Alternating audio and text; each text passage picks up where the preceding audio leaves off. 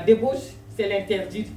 Dieu ne veut pas que, en tant qu'enfant de Dieu, parce que nous remarquons qu'il y a d'autres qui sont mariés, mais qui font la débauche. Et Dieu ne se réjouit pas. Alléluia. Amen. L'impureté, ceux qui ne sont pas purs. Quand nous venons dans la maison de Dieu, pourquoi nous demandons pardon? Parce que quelque part, on est impur si on a péché. Alléluia. Amen. Alors Dieu veut que quand on vient dans sa maison, que nous soyons purs. Donc il est contre l'impureté. Alléluia. Amen. Nous continuons. Le dérèglement, l'idolâtrie, la magie, les rivalités, les querelles, les jalousies, les animosités, les disputes, toutes ces choses, le Seigneur n'apprécie pas cela. Ça fait partie de l'esprit de la chair.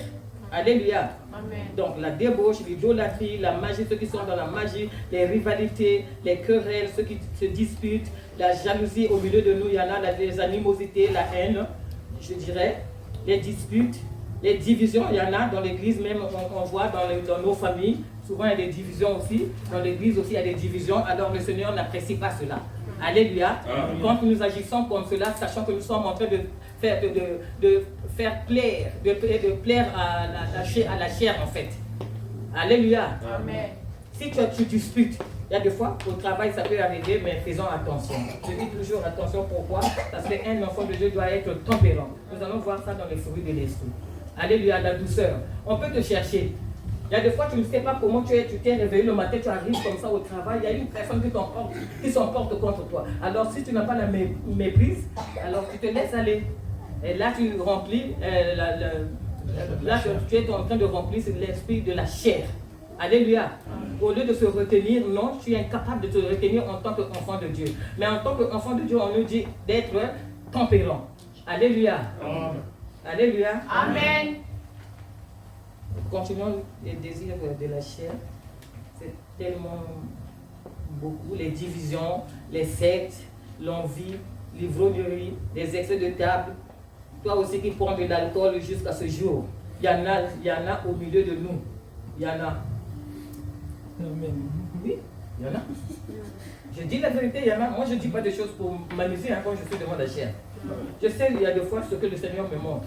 J'avais dit, je garde pour moi. Mais je prie. Mais je suis en train de dire, il y en a qui prennent avant de manger, oui, un peu de vin. Ça va te faire quoi de vin?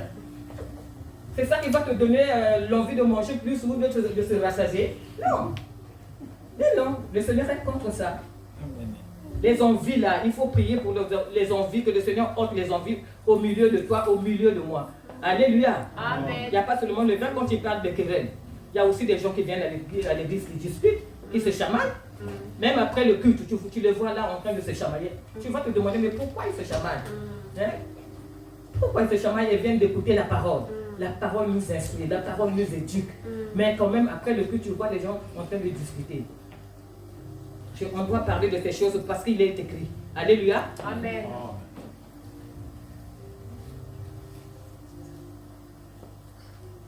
Verset 21, l'envie, l'ivrogne, les excès de table et les choses semblables. Le Seigneur nous dit d'avance, je vous dis d'avance, comme je l'ai déjà dit, que ceux qui commettent de telles choses ne mériteront point le royaume de Dieu. Alors si nous marchons contrairement à la volonté de Dieu, si nous satisfaisons notre chair pour faire tout ce qui a été cité ici, tout ce que j'ai énuméré ici qui est écrit, les dérèglements, l'idolâtrie, l'impureté, la magie, les rivalités, les querelles, les jalousies, les animosités, les disputes, les divisions, les sectes, l'envie, l'ivrognerie, les excès de table et les choses semblables.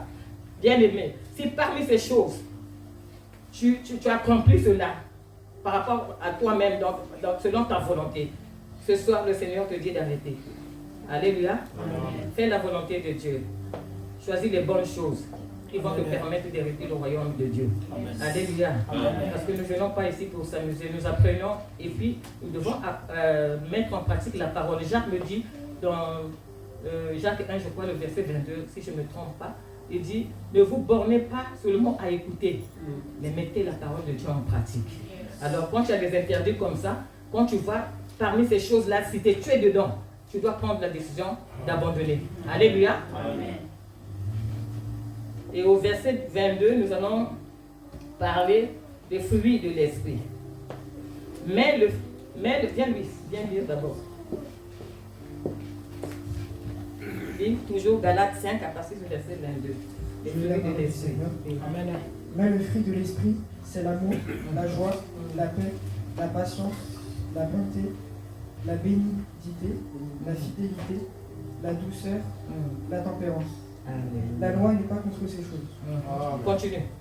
Jusqu'à la fin, au 26. Ceux qui sont à Jésus-Christ ont crucifié la chair avec ses passions et ses désirs. Si nous vivons par l'esprit, marchons aussi selon l'esprit. Ne cherchons pas une vaine gloire en nous, provoquant les uns les autres, et nous portant envie les uns les autres. Alléluia. Amen. Verset 22. Mais le fruit de l'esprit, c'est l'amour. Alléluia. Amen. Dieu nous demande d'avoir l'amour du prochain. Alléluia. Amen. L'amour véritable, l'amour sans hypocrisie, l'amour sans jalousie. L'amour sans haine. Tu dois aimer ton prochain comme toi-même. Si Dieu, tu ne le vois pas, tu l'aimes. Tu dis que j'aime mon Dieu. À plus forte raison, l'homme qui est auprès de toi, que tu vois que tu n'aimes pas. Alléluia. Amen. Ayons l'amour. La joie.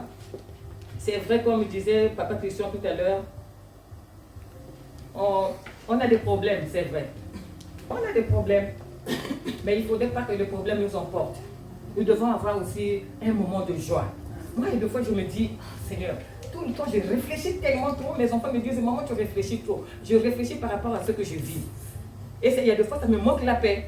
Or, c'est pas bon. Ça me manque la paix des fois.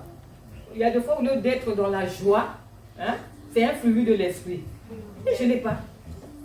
Pourquoi? Parce que je suis en train de penser à mes problèmes, je suis dépassée, je m'emporte, je me dis, quelle est cette vie-là? Pendant que je vois d'autres, ils sont dans la joie, ils font tout ce qu'ils veulent, quand ils demandent, on donne. Ça, c'est mes pensées, mais ce n'est pas les pensées de Dieu. Amen. Alléluia. Amen. Heureusement que ce n'est pas les pensées de Dieu. Moi, ce que je sais, quand je demande, le Seigneur accomplit. Mais à un certain moment, je ne sais pas quel esprit qui vient, qui veut te ramener dehors pour dire non, ce que tu vas à l'église, oui. Tu demandes, oui, mais tu n'obtiens rien. Il veut te montrer une autre image, en fait.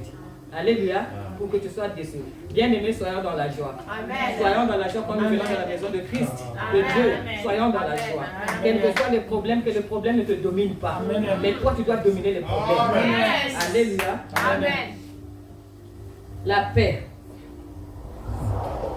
Dieu, il nous donne la paix. Jean 14, 27 me dit, je vous donne la paix, pas comme le monde le donne. Alléluia. Amen. Donc, Dieu il ne donne pas la paix éphémère. Il nous donne la paix éternelle. Amen. Alors, nous devons avoir cette certitude que quand nous prions, si Dieu nous donne la paix, réellement, nous devons vivre cette paix. Parce qu'aujourd'hui, l'homme peut te dire, ah, sois dans la paix. Il dit comme ça, il le dit seulement comme ça. Mais celui qui est derrière sa parole pour l'accomplir, quand il dit que je vous donne ma paix, pas comme le monde le donne, il est derrière pour accomplir cela. Alléluia. Amen. Merci Jésus. La patience, la bonté, la bienveillance, la foi, la douceur. Nous devons être patients. Quand tu demandes, c'est vrai, il y a des choses, le pasteur disait, il y a des choses qu'on a demandées pendant longtemps. Peut-être que c'est cette année qu'on va recevoir. Amen. Amen.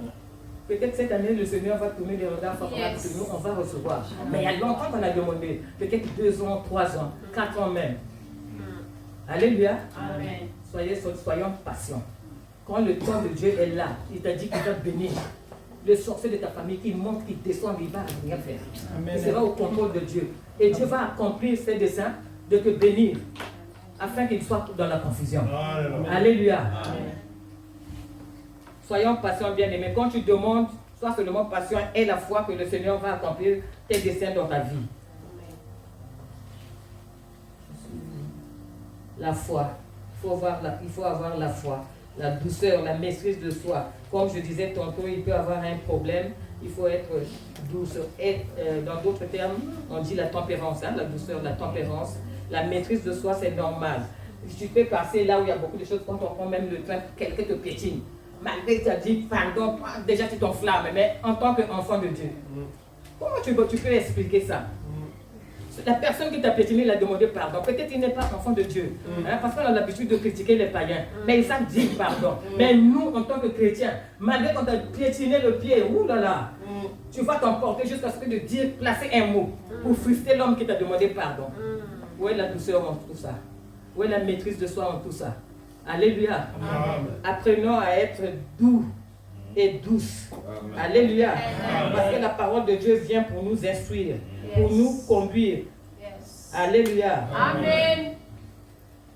La douceur, la maîtrise de soi. La loi n'est pas contre ces choses. Alléluia.